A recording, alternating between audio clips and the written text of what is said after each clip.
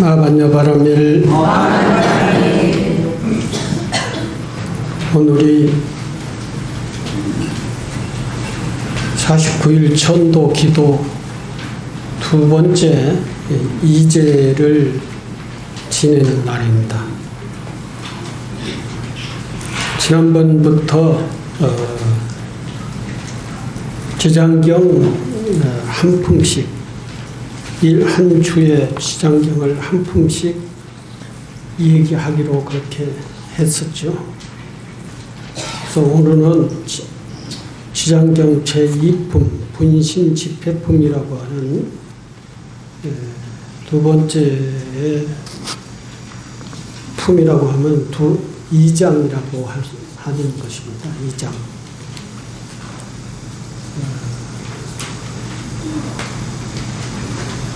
지장경을 10품으로 나누는 경우도 있고 18품으로 나누는 경우도 있고 그렇습니다. 어떤 본이라고 하는 것은 이제 지장경을 편집한 번역한 그런 스님이 다르고 그 스님마다 18품으로 나눈 경우도 있고 어떤 스님은 10품으로 나눈 경우도 있습니다. 근데 지금 제가 이 49일 기도 기간을 통해서 여러분들에게 말씀드리고자 하는 것은 10품으로 나눈 지장경을 여러분들에게 한 품씩 물론 7번을 할 수 있는데 지금 6품까지밖에 할 수 없습니다. 6제까지밖에 할 수 없고 7제 마지막 해양은 또 다른 내용을 얘기하니까 지장경 강의를 할 수가 없습니다. 오늘은 제2품 분신집회품이라고 하는 제2장이라고도 하고 2품이라고도 하고 그렇습니다. 분신집회품을 말씀을 드리도록 하겠습니다. 도리침공에서 열린 법회에서 석가모니 부처님은 수많은 성조들과 하늘, 인간, 지옥 중생들 앞에서 지장보살이 공덕과 원력에 대해 말씀하시기 시작한다 그랬습니다. 지장경은 원래 지장보살이 지옥 중생을 제도하기 하는 그 지장보살의 행위에 대해서, 지장보살의 공덕에 대해서, 지장보살의 원력에 대해서 부처님이 말씀하신 그러한 내용입니다. 전체가. 어떨 때는 보살이 법회를 하는 경우도 있고 부처님이 법회를 하는 경우도 있고 지장보살이 말씀하시는 경우도 있습니다. 그래서 도리천공 분심 집회품에서는 주로 지장보살이 석가모니 부처님과 지장보살이 말씀을 하십니다. 근데 이 지장경이 어디에서 이루어지냐면은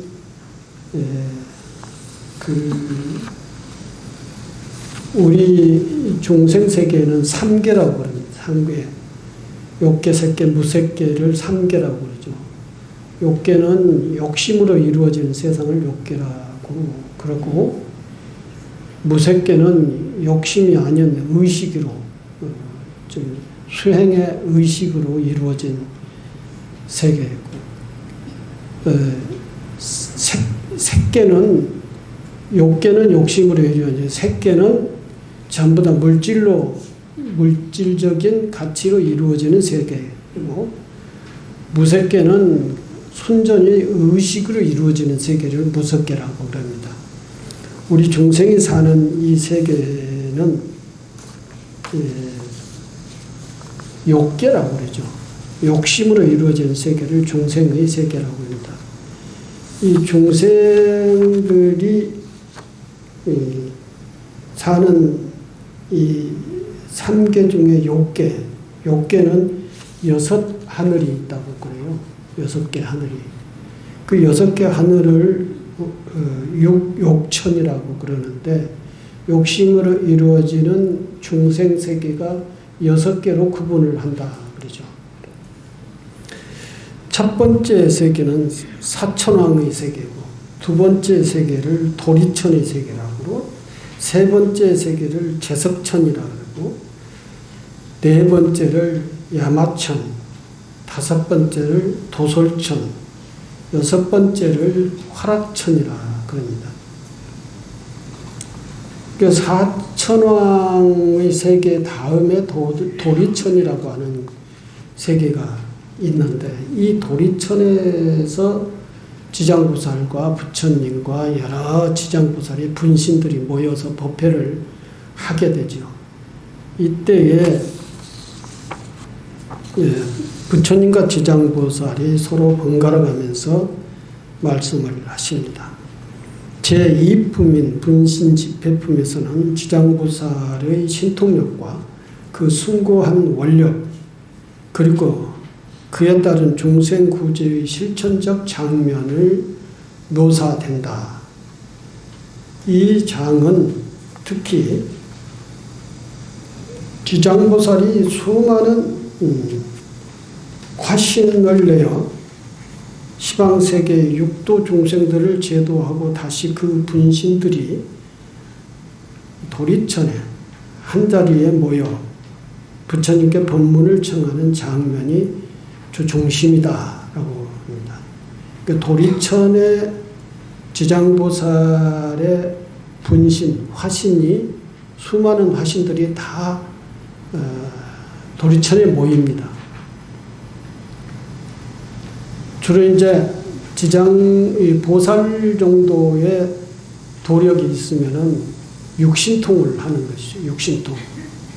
6가지 신통력을 하는데, 이 지장보살도 신통력이 있으신 분이라, 이 세계는 지구상만 얘기를 하는 게 아닙니다. 이 사바세계의 모든 세계에 돌아다니면서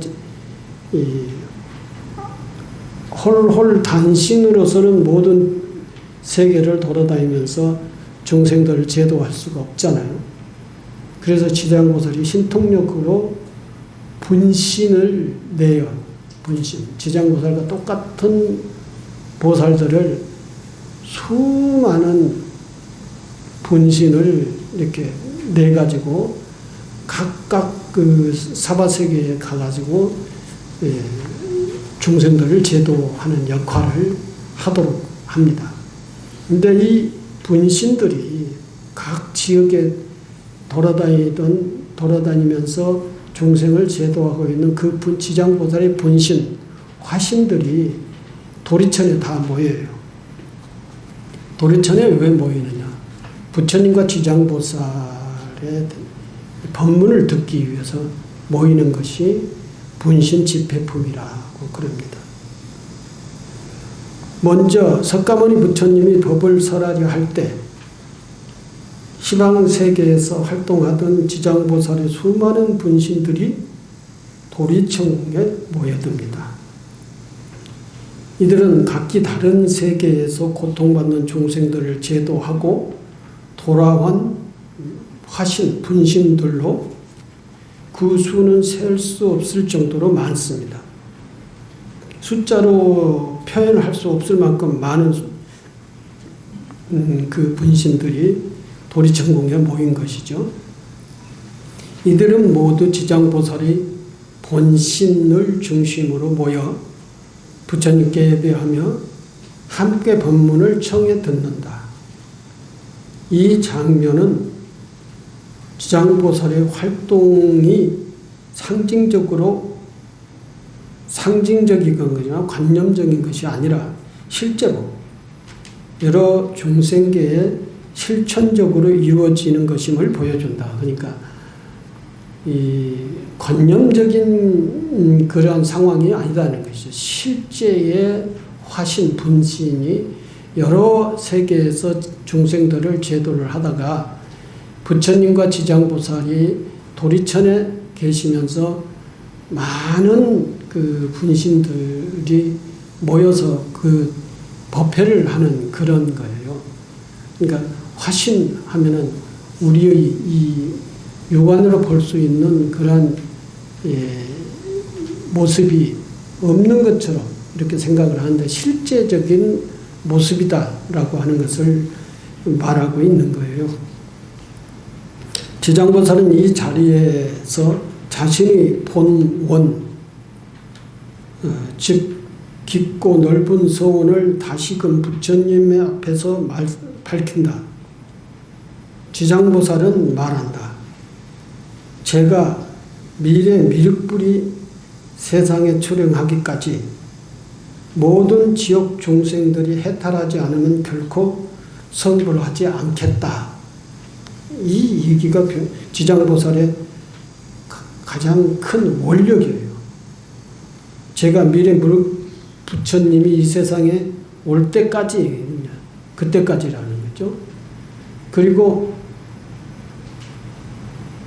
그때까지의 사바세계에서 고통받고 있는 중생들을, 즉 고통의 세계에서, 지옥의 세계에서 다 건져내지 않으면 지장보살 당신은 해탈하지 않겠다라고 하는 거예요.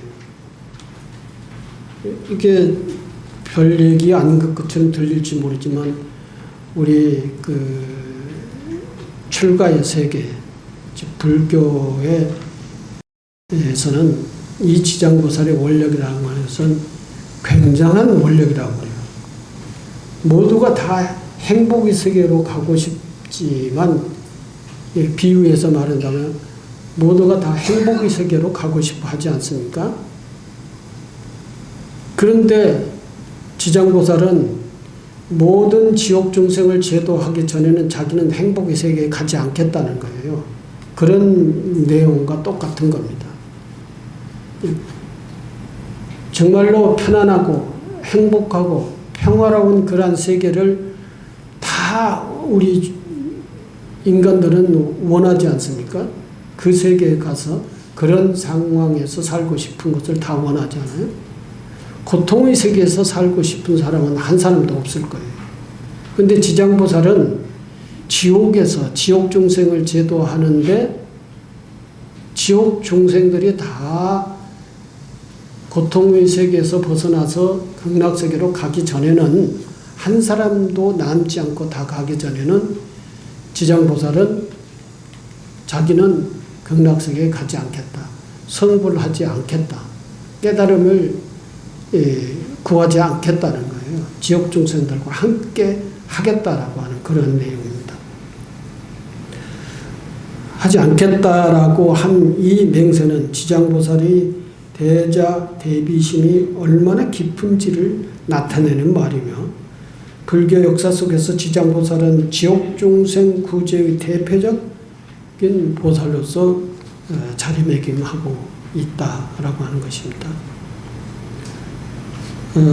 이에 대해 석가모니 부처님은 크게 찬탄합니다. 이게 석가모니 부처님이 다 계시는데 그 앞에서 지장보살이 나는 지옥 중생들을 다 지옥에서 구제하기 전에는 당신은 성불한다든가 극락세계에 간다든가 깨달음의 세계에 간다든가 그걸 안 하겠다는 거예요. 다 지옥 중생들을 구제를 하고 난 다음에 제일 마지막으로 극락세계나 깨달음의 세계에 가겠다라고 하는 것입니다. 이것을 지장보살의 대원력이라고 그럽니다. 이것은 지장보살, 그러니까 대원, 본존, 지장보살 그러죠. 우리가 그 지장보살의 염송을 할 때 제일 먼저부터 나무 대원, 본존, 지장보살 하면서 계속 지장보살 염송을 하지 않아요? 그 제일 앞에 붙는 문구가 대원본존 지장보살입니다. 원이 가장 크신 부처님이다라고 하는 뜻이죠. 이 바로 이 원력을 세운 이후에 지장보살의 앞에다가 붙이는 것이 대원본존 지장보살이라 그래요. 또 가장 큰 원을 가지고 계신 분이 보살 중에 관세음보살은 자비를 상징하고 또 문수보살은 지혜를 상징하고 또 보현보살은 실천을 행원이라고 실천을 상징하고 지장보살은 원력을 상징해요. 큰 원력을 상징하는 보살이 이 4대 보살이에요. 그래서 이 지장보살이 그러한 대원 큰 원력을 가지신 분이 지장보살이다. 그 큰 원력으로 지옥중생을 다 제도를 하겠다라고 발언을 하신 보살이 지장보살이라고 하는 것이죠. 그래서 우리가 49일 동안 기도를 할 때도 지장보살 정건을 하고 지장보살에게 이제 축원을 해서 모든 지옥 중생, 고통받고 있는 중생, 또 다른 지옥이 아닌 또 다른 세계에 계시는 있는 모든 영가들을 전부 다 구제를 해달라고 저희들이 발언을 하는 것입니다. 이에 대해 석가모니 부처님은 크게 찬탄을 하신다.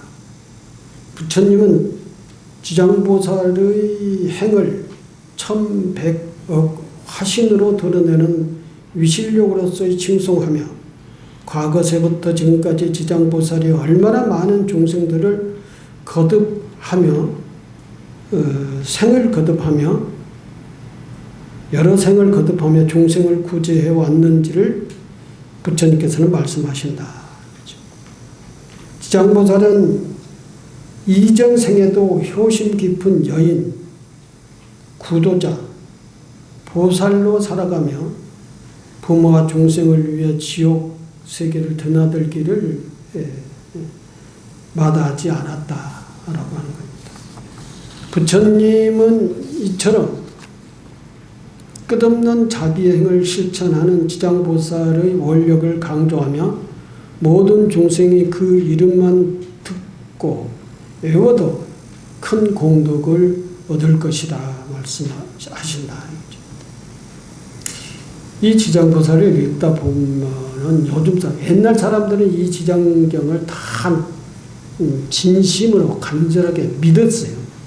근데 요즘 현대인들은 전부 다 이 의식 구조가 실제 과학적으로 증명되지 않는 것은 잘 믿으려고 하지 않고 생각으로만, 관념적으로만 그런가 하고 이해를 해요. 근데 실제 이 옛날 우리 할아버지 할머니나 우리 어머니의 세대에서는 실제 이것을 아주 간절하게 진실로 믿었다는 것이죠. 그러면 그 믿음 속에서 우리의 염력이 또 우리 생각이 우리 실제의 현실적인 생활 속에서 그 믿음이 이루어졌던 것이죠.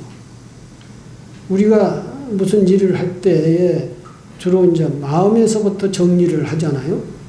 어떠한 현실적인 일을 한다고 하더라도 마음에서부터 어떠한 일을 하고자 하는 일을 정리를 해요. 그래서 이렇게 해야겠구나 하고 정리를 하고 그 다음에 실천을 하지요. 그 마음에 정리된 내용을 실천을 통해서 그리고 현실적으로 그것을 실현을 합니다.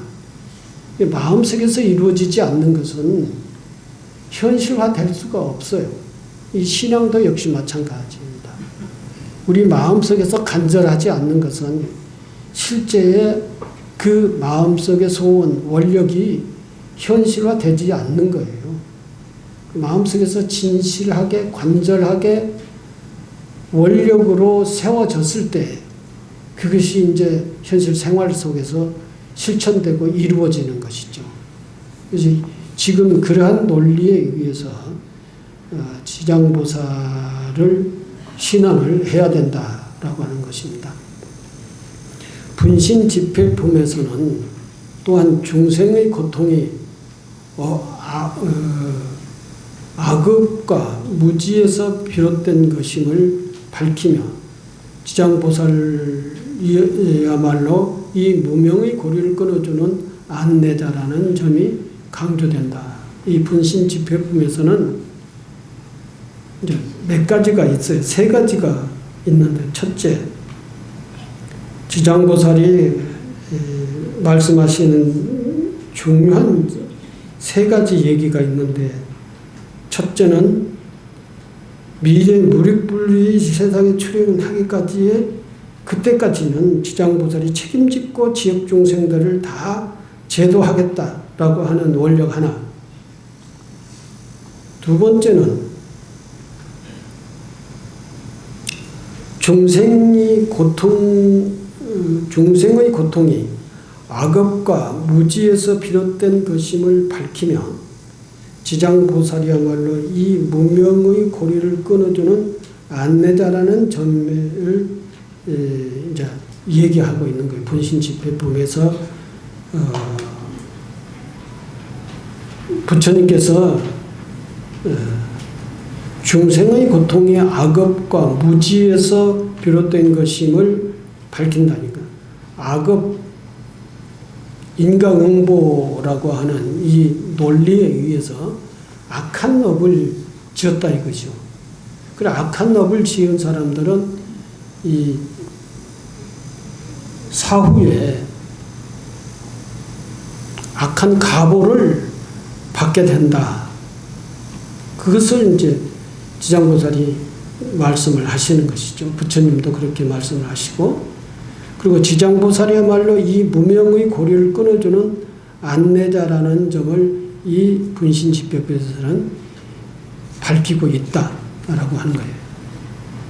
또 우리가 이것은 지장보살이 그렇게 말씀하시는 것을 그렇게 이해만 하는 게 아니라 실제 우리는 이것을 마음속으로 받아들이고 그것을 믿고 그것을 우리 생활 속에, 현실 생활 속에서 그렇게 실현이 돼야 된다라고 하는 얘기입니다. 나쁜 생각과 나쁜 말과 나쁜 행동을 하면은 그 과보는 반드시 따라온다는 것이죠. 그리고 좋은 말과 좋은 생각과 말과 행동이 좋은 것으로 실현이 되면은 그 결과도 좋은 것을 과보를 받게 된다라고 하는 이것을 지장경 분신 집회품에서는 얘기하고 있다는 것입니다. 부처님은 중생이 자신의 업을 자각하지 못해 끝없이 윤회 속에서 고통받는다는 사실을 말씀하시며 이들을 대신해 발언하고 길을 제시하는 존재가 지장보살임을 말씀하신다. 이 지장보살이 이 악업과 무지에서 고통의 과보를 받는다는 것을 중생들에게 계속 지옥 중생들에게 얘기를 하는 것이죠. 그렇기 때문에 그 지옥에서 벗어나려면은 빨리 악업과 무지에서 벗어나라. 그것을 계속 설득시키는 것이 지옥에서. 그리고 무명의 고리를 끊어라. 지장보살이 실제 손잡고 지옥에서 저 극락세계로 중생들을 손잡고 끌어서 데리고 가는 게 아니라 그 지옥 중생들이 마음을 바꿔야 그 지옥에서 벗어날 수가 있다. 그 마음을 바꾸는 것은 마음을 착하게 쓰고 착한 말을 하고 착한 행동으로 자기 자신을 바꾸라. 바꾸면 바로 그 결과에 의해서 지옥에서 벗어날 수가 있다라고 하는 것을 계속 이렇게 법문을 해요. 지옥에서. 그리고 그것을 알아듣고 그렇게 실천을 하는 중생들은 바로 즉시 지옥에서 벗어난다는 것이죠. 이들을 대신에 발언하고 길을 제시하는 존재가 지장보살임을 말씀하신다. 이는 곧 지장보살의 교화 활동이 단지 자비의 발언을 넘어 중생의 깨달음의 세계로 인도하는 부처님 가르침 그 자체라고 하는 것을 얘기하고 있는 것이다. 우리는 머릿속에서 전부 다 지장보살이 어떻게 데려다가 중생을 극락세계로 인도하는 주겠지 이렇게 생각을 하지요. 근데 실제적으로 우리가 바뀌려면 뭘 어떻게 바뀌어야 돼요? 그것은 지옥 중생도 마찬가지예요. 우리가 바뀌려면 마음이 바뀌어야 돼요. 마음만 바꿔서 되느냐 하면 행동이 바뀌어야 되는 것이죠. 행동이라고 하는 것은 신구의 생각과 말과 행동이라고 하는 것이 바뀌어야 돼요. 그 삼업이 바뀌려면 제일 먼저 마음이 바뀌어야 되는 것이죠. 마음이 바뀌어야 마음에서 표현되는 말이 바뀌는 거예요. 말이 바뀌고 그 다음에 행동이 바뀌는 겁니다. 이렇게 사람이 바뀌어야만이 사람이 지금 현재의 상황 속에서 달리 다른 곳으로 이동하는 것이지 그 마음도 바뀌지 않고 말도 바뀌지 않고 행동도 바뀌지 않으면은 지금 현재의 상황 속에서 다른 곳으로 이동을 할 수가 없다. 성장을 할 수가 없다라고 하는 것입니다. 결국 분신 집회 보면 지장보살이 단지 한 존재가 아닌 무한한 분신을 통해 현실 세계 전역에서 동시에 활동하는 실천적 존재임을 보여주는 내용이다 라고 하는 것입니다. 세 번째로 중요한 분신 집회품의 내용이 바로 이거다인 것이죠. 지장보살이 단지 한 존재가 아니다. 지장보살이 몸이 하나가 아니다라는 것입니다. 지장보살이 분신을 내었다는 것입니다. 당신과 똑같은 역할을 하는 그 또 다른 지장보살을 계속 냈다는 것이죠. 그 숫자는 이루 헤아릴 수 없는, 숫자로서는 표현할 수 없을 만큼의 많은 숫자.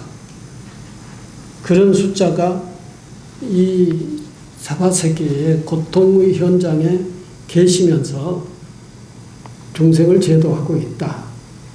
그 분신들이 이제 도리천에 다 모여서 부처님의 지장보살의 법문을 듣는 것이 분신 집회품의 내용이다라고 하는 것이죠. 지장보살의 원력은 모든 중생이 고통에서 벗어나기를 바라는 무량한 자비에서 비롯된 것이다 이거죠. 그 실천력은 바로 화신의 집회 장면을 통해서 시각적으로 우리에게 표현된다 하는 것이죠. 분신 집회품은 지장보살의 서원력을 부각시키는 동시에 신통과 분신을 통한 보살행이 어떻게 중생 세계를 실질적으로 변화시키는지 보여주는 핵심적인 모습이다 라고 하는 것입니다.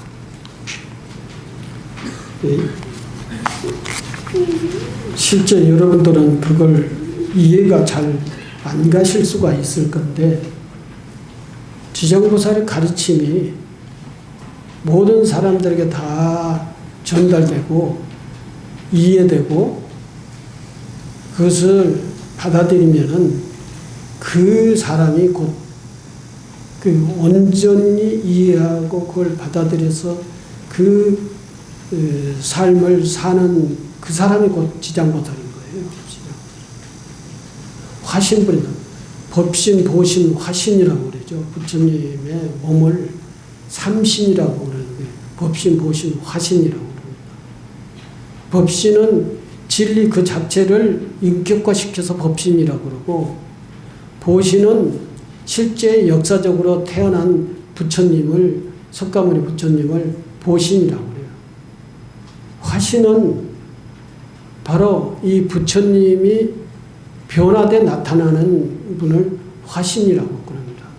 그 변화된 나타나는 어떤 형식으로 나타나느냐 하면은 실제 부처님이 이렇게 두 개로 분화돼 가지고 나타나는 그러한 모습이 그러한 형식이 아니라 여기에 계시는 모든 분들이 부처님의 마음을 가지면은 그분이 곧 화신이다라고 하는 것이죠.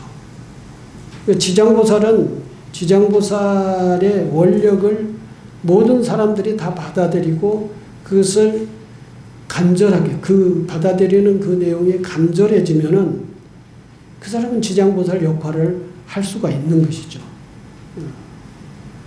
내 삶 속에서 지장보살의 역할을 하는 거고 또는 다른 사람들에게 얘기로 지장보살의 말씀을 할 수 있는 거고 또 우리 사회 속에 그 사람의 화신이 되어서 지장보살의 역할을 할 수가 있는 거예요. 그래서 우리 부처님의 세계, 승가의 세계, 이 세계에서는 관세음보살 역할을 하는 스님들도 있고 지장보살 역할을 하는 스님들도 있고 아주 실천력이 수행력이 뛰어난 스님들도 있고 그것은 보현보살이죠. 문수보살은 지혜, 아주 지혜가 법력이 뛰어난 스님들도 있어요. 그런 분들이 관음, 지장, 문수, 보현보살인 거예요. 그 스님들이 이제 다 각자 자기의 그 현장에서 역할을 하는 것이죠. 법문을 하든지 뭐 교육을 하든지 글을 쓰든지 실천적으로 보여주든지 해서 모든 중생을 교화하는 그런 역할을 하지 않습니까?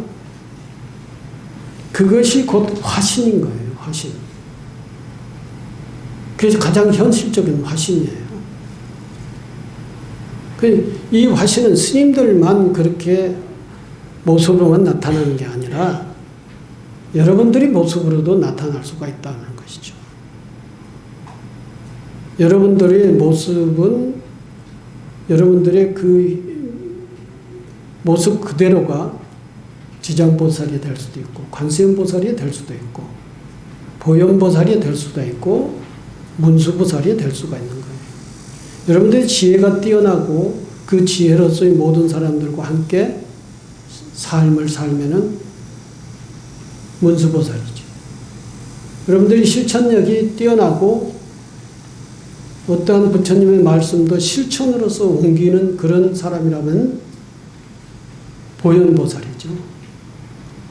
여러분들이 정말로 자비가 충만하고 그 자비가 모든 사람들에게 다 펼쳐진다면은 여러분들의 모습으로 남자의 모습이면 남자의 모습, 여자의 모습이면 여자의 모습으로서 그게 바로 관세음보살의 화신이에요.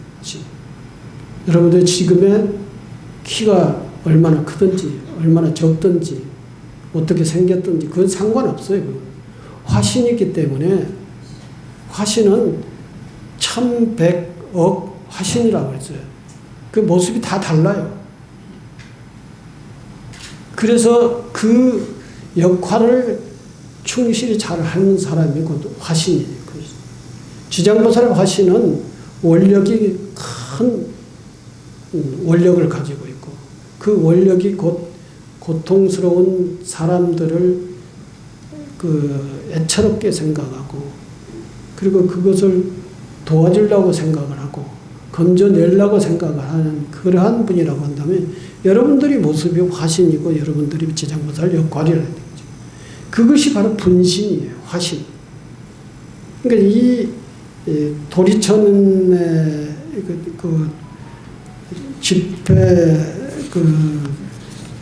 분신 집회품은 다른 사람들이 모인 게 아니라 도리천에도 모였지만 이 중생세계 모든 중생들이 다 모인 거예요, 거기에. 근데 그 중생의 우리와 다른 게 뭐냐? 지장보살의 원력을 가지고 세상을 살아나가는 그런 사람들이 거기에 모인 거예요. 거기. 부처님의 법문을 듣고 지장보살의 원력을 실제 다시 한번 확인하고 다시 한번 수행을 해서 받아들이기 위해서 거기에 모인 거예요. 이게 분신 집회품의 모습이다 라고 하는 거예요. 그 분신 집회품의 모습과 지금 여기의 모습과 뭐 다를 게 뭐가 있어요. 부처님이 계시고 또 부처님 대신에 제가 지장경을 여러분들에게 말씀을 드리고 그리고 여러분들은 그 내용을 온전히 다 받아들이고 정말 간절해진다면은 여러분들이 곧 지장보살의 화신이 될 수 있는 거죠. 지장보살의 화신이 됐을 때 바로 여러분들의 그 원력에 의해서 지금 저 영단에 계시는 우리와 인연이 있는 모든 영가가 다 그 위실력으로 천도가 되고 고통의 세계에서 벗어나게 된단 말이죠. 여러분들의 원력이 그만큼 간절하고 정말로 지극했을 때에 그게 영가들에게 전달이 되고 그 영가가 교화를 받아서 저 지옥 세계에서 또는 다른 세계에서 그 고통에서 벗어나 가지고 깨달음의 세계나 극락 세계나 또는 화락천이나 여기 육욕천이 있는데 화락천이 육욕천 중에 제일 높은 세계예요. 높은 하늘이에요. 그 밑에가 도솔천이에요. 도솔천에는 부처님의 어머니가 돌아가셔가지고 간 하늘이 도솔천이에요. 그래서 저희가 불광사에서 유치원을 만들었는데 유치원을 만들어서 그 각 반 이름을 그 육욕천 이름을 다 붙여줬어요. 도리천, 사왕천, 화락천반. 화락천반은 제일 나이가 많은 반에다가 화락천반이다. 곧 유치원을 졸업할 사람들이니까. 그리고 화락천이다. 화락천반. 이렇게 해서 그 얘들에게 그 하늘의 이름을 다 인식을 하도록 하고 근데 아무리 설명해도 얘들은 별로 이해를 잘 못하니까. 그러나 도솔천 하늘의 세계 이름이라도 외우라 해가지고 애들의 그 유치원 반 이름을 그렇게 좀 붙였던 기억이 있어요. 다시 말씀드리면은 이 분신 집회품은 어디서 이루어지느냐? 도리천에서 이루어진다. 육욕천 중에 사왕천, 도리천이 두 번째 하늘이에요. 도리천에서 이루어지고 거기는 부처님과 지장보살이 이제 제일 상단에 앉고 부처님은 저 뒤에 계시고 지장보살은 이 법상에 계시고 또 그 분신들은 지장보살 분신들은 다 여러분처럼 그렇게 계셨다고 한번 상상을 해봅시다. 그런 상태에서 말씀을 하시는데 지장보살이 그 분신 집회품에서 말씀하시기를 내가 미래 미륵불이 이 세상에 출현하기 전까지 그때까지 근데 그 이후로는 미륵불이 중생을 다 제도할 것이기 때문에 미륵불에게 그 책임을 인수인계를 하고 지장보살은 그때까지 이제 당신이 가야 될 그런 깨달음의 세계로 가겠다라고 하는 그런 그때까지 모든 지옥 중생들이 해탈하지 않으면 결코 성불하지 않겠다. 그러니까 모든 지옥 중생들이 다 성불하도 그때까지 그 역할을 하겠다라고 발언을 하는 내용이 하나 있고 두 번째는 중생의 고통의 원인은 악업과 무지에서 비롯된 것이기 때문에 중생을 제도하기 위해서는 악업을 소멸시키고 또 지혜를 깨닫게 하겠다. 그 방식으로 중생을 제도하겠다라고 하는 것입니다. 그리고 세 번째는 지장보살이 단지 한 존재가 아닌 무한한 분신을 통해 현실 세계의 전역에서 동시에 활동하는 실천적 존재임을 모든 분신들에게 알리겠다. 여러분들이 곧 거기에 모인 분이 전부 다 지장보살 화신 분신이기 때문에 여러분들이 곧 지장보살 역할을 해야 된다. 여러분들이 지장보살이 돼야 된다. 라고 하는 것을 이 분신지법에서는 얘기를 하고 있다. 그러니 저도 그렇게 얘기할 수밖에 없죠. 여러분들이 지장보살이 돼야 된다. 여러분들이 첫째는 보살이 돼야 되고 그 다음에 지장보살이 돼야 되고 더 나아가서는 관세음보살, 자비스러운 보살이 돼야 되고 그리고 보현보살이 돼야 되는 거죠. 실천, 생각하는 것은 반드시 실천에 옮기겠다라고 하는 그런 보현보살이 돼야 되고 그리고 문수보살이 돼야 된다. 부처님의 가르침을 잘 받아들여서 지혜로운 사람이 되겠다라고 하는 것을 우리 지금 이 자리에서 여러분들이 발언을 해야 된다. 그렇게 되면은 모든 우리와 인연 있는 영가들이 전부가 다 그 원력에 의해서 해탈을 이룰 것이다. 라고 하는 것이 분신집배품의 내용이다라는 것입니다. 다음에는 제3품을 여러분들과 함께 알아보도록 하겠습니다. 감사합니다.